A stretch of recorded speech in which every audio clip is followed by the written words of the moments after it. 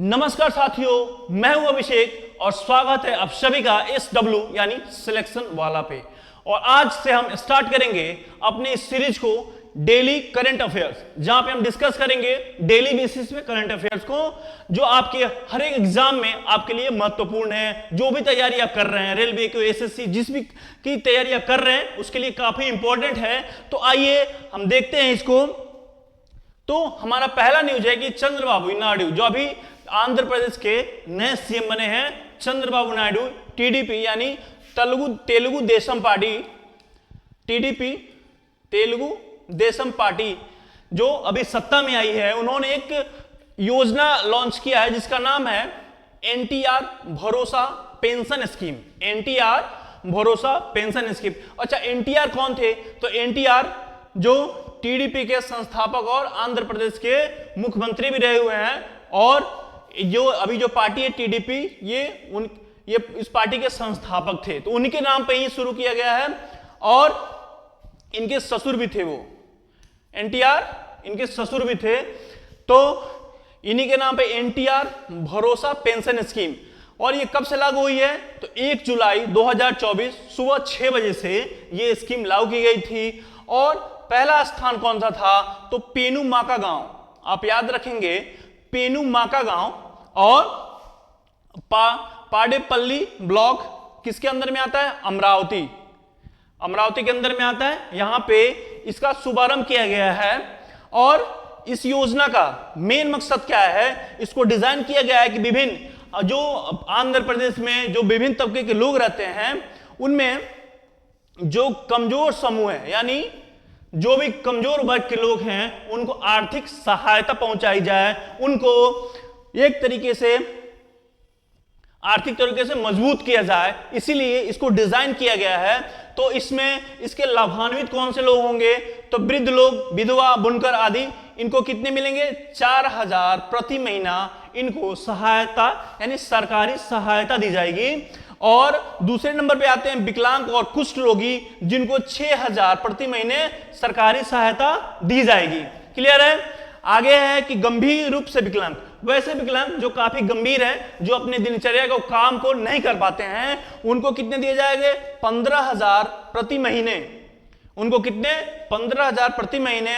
और chronic disease, जो काफी गंभीर बीमारी से ग्रसित हैं, उनको 10000 प्रति महीने सरकारी लाभ देने का इसमें प्रावधान किया गया है। क्लियर है?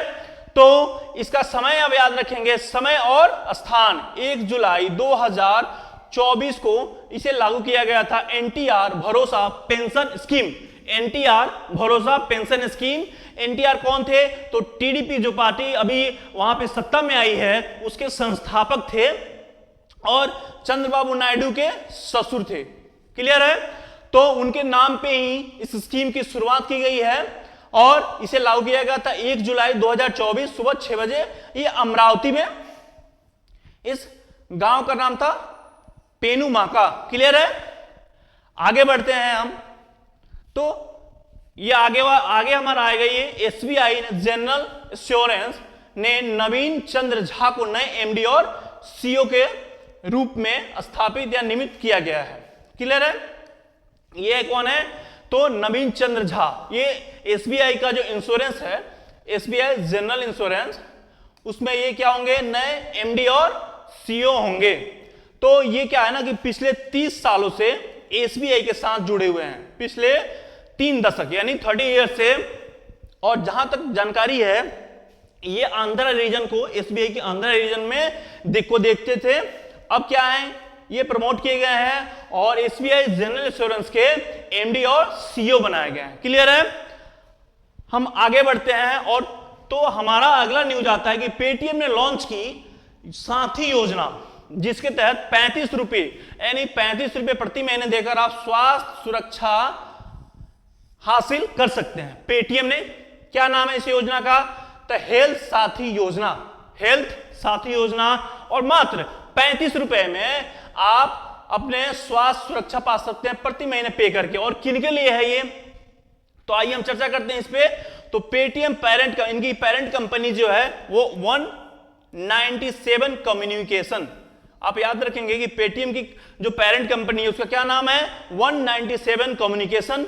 अपने मर्चेंट पार्टनर्स के लिए, यानी इनके जो मर्चेंट पार्टनर्स हैं उनके लिए ये लेके आई है पेटीएम हेल्थ साथी नाम की एक नई स्वास्थ्य सुरक्षा है, जिसमें आप मात्र 35 रुपए पे करके, यानी 35 रुपए प्रति महीने आप पे करके आपको क्या क्या फायदा मिलते हैं। इसमें आप डॉक्टर से अनलिमिटेड फोन पे यानी टेली कंसल्टेशन ले सकते हैं। इसके अलावा पेटीएम के पार्टनर्स नेटवर्क के ओपीडी की सुविधा भी है। इसमें क्या क्या है, इसमें टेली कंसल्टेशन, ओपीडी, ये स्कीम इसमें, और इस स्कीम में के अंतर्गत हादसे जैसे प्राकृतिक आपदा, बाढ़, आग और या हड़ताल के कारण बिजनेस में रुकावट आने से आर्थिक रूप से वित्तीय मदद भी मिलती है। यानी कि अगर कोई भी प्राकृतिक आपदा आती है जिससे आपके जो इनके मर्चेंट पार्टनर हैं उनके बिजनेस में कोई भी दिक्कत आएगी तो उनको वित्तीय मदद भी इससे ये देंगे। यानी ये 35 रुपए में काफी कुछ अपनी मर्चेंट पार्टनर को देने वाले हैं। क्लियर है? तो साथ ही हम अगले सवाल की तरफ बढ़ते हैं। अगला सवाल है कि पी गीता को मिला सरस्वती अम्मा पुरस्कार, यानी कि ये केरला में दिया जाता है। कहां पे? केरला में दिया जाता है। क्या नाम है इसका? पी गीता जी को मिला है सरस्वती अम्मा पुरस्कार। ठीक है, तो इसमें क्या है, नारीवादी साहित्य और अध्ययन के महत्वपूर्ण मान्यता के रूप में लेखिका, आलोचक और नारीवादी कार्यकर्ता पी गीता जी को क्या मिला है? ये पहला सरस्वती अम्मा पुरस्कार से इनको सम्मानित किया गया है। ये क्या है? तो केरल में स्थापित है, केरला सरकार के द्वारा दिया जाता है। इसमें क्या है कि अगर नारी साहित्य यानी हमारे समाज की आधी आबादी नारी साहित्य के उत्थान के लिए इनके योगदान को देखते हुए, इनके साहित्य में जो नारी शक्ति के उत्थान के लिए इन्होंने जो काम किया अपने साहित्य के माध्यम से, उसके लिए इनको पुरस्कृत किया गया है। सही है? तो इनके क्या है, किस लिए इनको दिया गया है पुरस्कार? ये किस लिए दिया गया है? तो इनकी एक अभूतपूर्व कृति है आन ठचुकल, जो कि वासुदेव नायर की पटकथाओं का विश्लेषण है, जिसके लिए इनको इस पुरस्कार से सम्मानित किया गया है। क्लियर है? अच्छा, हम अगले अपने न्यूज की तरफ बढ़ते हैं। तो राजेंद्र खन्ना बने एडिशनल एनएसए, यानी एनएसए क्या होता है? National security adviser. ये क्या है ना कि नेशनल, ये जो भी नेशनल सिक्योरिटी एडवाइजर होते हैं ये सीधे किसको रिपोर्ट करते हैं? पीएम को। ये जो पूरी कमेटी होती है इसके अध्यक्ष ही पीएम होते हैं। तो ये पीएम को, तो इनको बनाया गया है एडिशनल एनएसए। एनएसए कौन है अभी? तो अजीत डोभाल जी हैं, तो इनको एडिशनल बनाया गया है, एडिशनल। और डिप्टी किसको बोला? डिप्टी एनएसए को जिम्मा संभालेंगे राजेंद्र खन्ना बने एडिशनल एनएसए, डिप्टी एनएसए का जिम्मा संभालेंगे टीवी रविचंद्रन, ये डिप्टी एनएसए और ये एडिशनल एनएसए राजेंद्र खन्ना। अब क्या है ना कि सरकार ने हाल ही में हाई प्रोफाइल नियुक्तियां की। अभी क्या है ना कि हमारे यहाँ बहुत थ्रेट है। अभी आपने देखा होगा जम्मू कश्मीर में जम्मू में भी कुछ आतंकवादी घटनाएं हुई हैं, तो जिसके लिए गवर्नमेंट काफी सतर्क है। और नई गवर्नमेंट जब से फॉर्म हुई है ये गवर्नमेंट काफी ध्यान दे रही है नेशनल सिक्योरिटी को लेकर। तो हाल ही में हाई प्रोफाइल नियुक्तियां की गई है राष्ट्रीय सुरक्षा परिषद में, इसको और मजबूत किया गया है।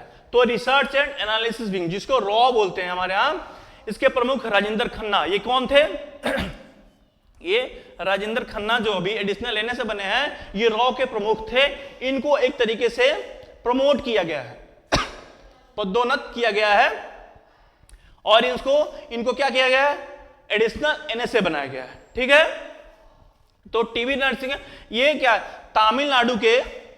तमिलनाडु कैडर के 1990 बैच के आईपीएस अधिकारी हैं। ये कौन है? ये टीवी रविचंद्रन, ये तमिलनाडु कैडर के 1990 बैच के आईपीएस अधिकारी हैं और वर्तमान में ये इंटेलिजेंस ब्यूरो के विशेष निदेशक के रूप में कार्यरत हैं। क्लियर है, याद रखेंगे आप। अच्छा, राष्ट्रीय ये NSCS इसके नेतृत्व में बोला जिसे प्रधानमंत्री इसके नेतृत्व करते हैं और अजीत डोभाल इसके सचिव हैं। अजीत डोभाल जी हैं इसके सचिव के रूप में सेवा दे रहे हैं। लगातार इनको 10वें पिछले कार्यकाल में भी थे और इस कार्यकाल में भी इनको एक्सटेंशन दिया गया है। क्लियर है, तो आगे बढ़ते हैं और देखते हैं कि अंतरिक्ष मिशन में बहुत बड़ी कामयाबी मिली है भारत को और आदित्य L1 ने पूरा किया है हेलो ऑर्बिट का पहला चक्कर। आपको याद होगा कि आदित्य L1 को इसरो ने लॉन्च किया था और किस लिए किया था कि सूर्य की परिक्रमा करने के लिए, और उसका भारतीय अंतरिक्ष अनुसंधान संगठन यानी इसरो ने 2 जून को घोषणा की कि भारत के पहले सौर मिशन, ये भारत के पहला सौर मिशन था। इसने सूर्य और पृथ्वी L1 की बिंदु के चारों ओर अपनी प्रभामंडल की कक्षा पूरी कर ली, यानी एक चक्कर ये पूरा कर चुका है। इसे एक चक्कर L1 एक चक्कर पूरा करने में कितने दिन लगते हैं? 178 यानी 178 दिन इसको लगते हैं, जिसे ये पूरा कर चुका है। तो ये काफी बड़ी उपलब्धि है हमारे इसरो के लिए। वैसे भी इसरो बहुत ही अच्छा काम कर रहा है। चंद्रयान को सफलतापूर्वक लैंड किया गया था और ये उसके बाद से इसको लॉन्च किया गया था आदित्य L1, जो काफी सफल रहा था। तो आगे बढ़ते हैं और देखते हैं कि जून 2024 में जीएसटी कलेक्शन का विकास दर घटकर 7.7% हुई। अच्छा, ये आप देखोगे घटकर, तो ऐसे नहीं बोल सकते कि बहुत कम हो गया या विकास दर कम हो गई है। ये क्या है ना कि भारत में सकल वस्तु और सेवा कर यानी जीएसटी 1.74 ट्रिलियन रुपए तक पहुंच गया। ये काफी बहुत ज्यादा है, जो साल दर साल 7.7 की वृद्धि दर्शाता है। ठीक है, अब आप बोलोगे यहां आपने बोला कि घट गए, यहां बोल रहे हो कि वृद्धि दर्शाता है, तो ये इसलिए बोला गया है कि पिछले महीने की तुलना में कम है। जिसे अप्रैल में कितना था 12.4 और मई में क्या था 10%। तो इसीलिए ये बोला गया कि अपने पिछले महीने के हिसाब से घट गया है, बट ये घटा नहीं है, ये काफी अच्छा ग्रोथ के साथ रिकॉर्ड किया गया है। क्लियर है, आगे बढ़ते हैं तो देखते हैं जापान के नए बैंक नोटों में होलोग्राफिक तकनीक का इस्तेमाल शुरू किया। जापान ने अपने यहां नए नोट, ये 3 जुलाई से जापान ने अपने यहां नए नोट डिजाइन किया है, जिसमें क्या है कि 3D होलोग्राफ लगा हुआ है। ये क्यों बनाया गया है? क्योंकि जो भी डुप्लीकेट नोट होते हैं, जैसे अपने यहां है जो पाकिस्तान या बांग्लादेश जहां से भी आते हैं काफी डुप्लीकेट नोट, जिससे हमारी अर्थव्यवस्था को काफी घाटा होता है, तो जापान गवर्नमेंट ने डिजाइन किया है और ये जापान ने दावा किया है कि वर्ल्ड का दुनिया का पहला 3D होलोग्राफ वाला नोट इन्होंने बनाया है। जिसमें क्या है कि अगर आप देखोगे तो वहां की जो महान हस्तियां हैं, बड़े बड़े उनके फोटोज लगे होंगे, अगर वो 3D में आप देखोगे तो लगेगा 3D में है। ठीक है, तो इसमें क्या है कि आने वाले बैंक नोटों में कई नई फीचर शामिल किए गए जो नकली नोटों को रोकने में और उन्नत सुरक्षा सुविधाओं से लैस हैं। सबसे उल्लेखनीय प्रगति में से एक आधुनिक होलोग्राफिक, जो मैं बता रहा था कि आधुनिक होलोग्राफी का यूज किया गया है उसमें, और 10,000 5,000 के नोटों में 3 अलग अलग होलोग्राफिक धारियां हैं जो तिरछी होने पे अलग अलग कोनों का चित्र को, यानी अगर आप तिरछा ऐसे करोगे उसको तो अलग अलग चित्र उसमें आपको दिखेंगे। क्लियर है, आगे बढ़े तो आगे बढ़ते हैं तो देखते हैं एयर इंडिया खोलेगी पायलट ट्रेनिंग स्कूल। हर साल 180 पायलटों को मिलेगी ट्रेनिंग, यानी कि एयर इंडिया एक नए ट्रेनिंग स्कूल खोल रही है जिसमें हर साल 180 पायलट को ट्रेंड करेगी। क्यों कर रही है भाई?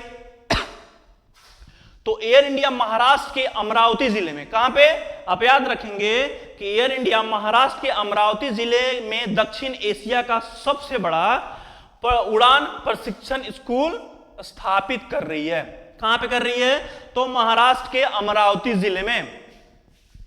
और जिसमें उसने कितना इन्वेस्ट किया है? 200 करोड़ का इन्वेस्टमेंट है। 200 करोड़ से अधिक, यानी लगभग 200 करोड़ का इन्वेस्टमेंट है जिसे एयर इंडिया ने की है। और क्यों किया है इसका? तो इसमें जो पाइपलाइन, यानी कि क्या बोलते हैं, पाइपलाइन बोलते हैं, प्रोडक्शन में यूज करते हैं कि अगर आप कोई भी चीज मार्केट में जा रही है तो आप अपने आने वाले फ्यूचर के लिए आप तैयार रहो। यानी पाइपलाइन को अगर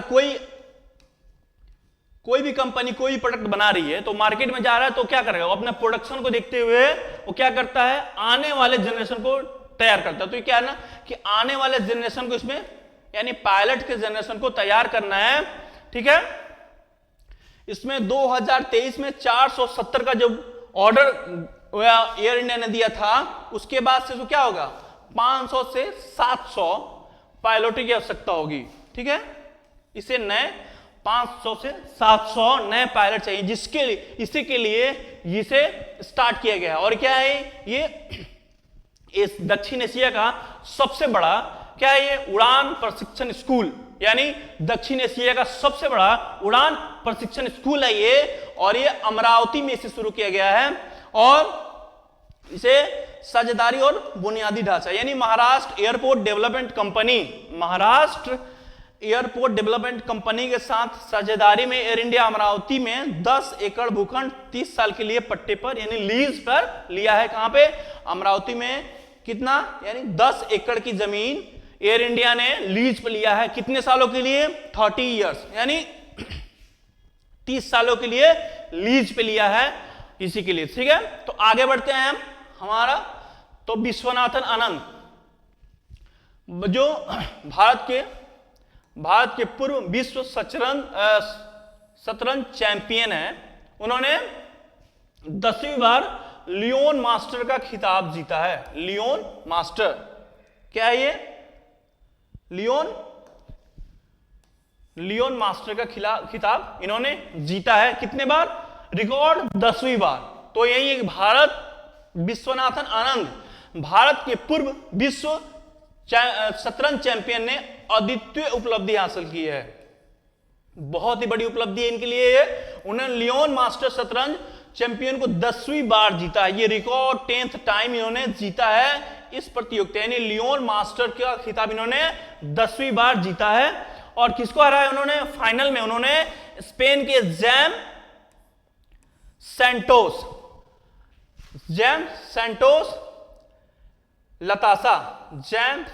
लतासा को 3-1 से हराया है। जैम सैंटोस लतासा को इन्होंने 3-1 से हराया है। अच्छा, तो लियोन मास्टर क्या है? लियोन मास्टर स्पेन में आयोजित होता है। कहां पे होता है ये? स्पेन में। ये बहुत ही प्रतिष्ठित शतरंज का टूर्नामेंट है। इसमें शीर्ष 4 खिलाड़ी एक दूसरे से खेलते हैं, यानी कि टॉप, उनका जो रैंकिंग होता है, जैसे कि क्रिकेट में एक रैंक होता है कि नंबर 1 टीम कौन है, नंबर 2 कौन है, उसी तरह से इनकी जो रैंकिंग होती है तो उसमें टॉप 4 खिलाड़ी होते हैं, वो एक दूसरे से खेलते हैं। तो इस साल 2024 में भारत के विश्वनाथन आनंद, भारत के अर्जुन एरिगैसी और बुल्गारिया के थे ये बेस्लिन टोपालो और जेम सैंटोस लतासा जो स्पेन के थे, जो फाइनल में जिन्होंने विश्वनाथन आनंद के साथ खेला था। और आनंद ने उनको 3-1 से हराया और 10वीं बार इस खिताब को अपने नाम कर लिया। आगे बढ़े तो इस सेशन को हम यहीं पे समाप्त करेंगे और आशा करते हैं कि ये सेशन आपको अच्छा लगा होगा। तो लाइक जरूर कीजिएगा, ये चैनल सब्सक्राइब आप जरूर कीजिए। जो भी क्वेश्चन हम आपको कराएंगे इसमें बहुत ही इंपॉर्टेंट क्वेश्चन है और डेली बेसिस पे जो करंट अफेयर है उसमें से आपको बहुत ही इंपॉर्टेंट क्वेश्चन आपके लिए हम लेकर आते हैं। तो जुड़े रहिए आप हमारे साथ। जय हिंद।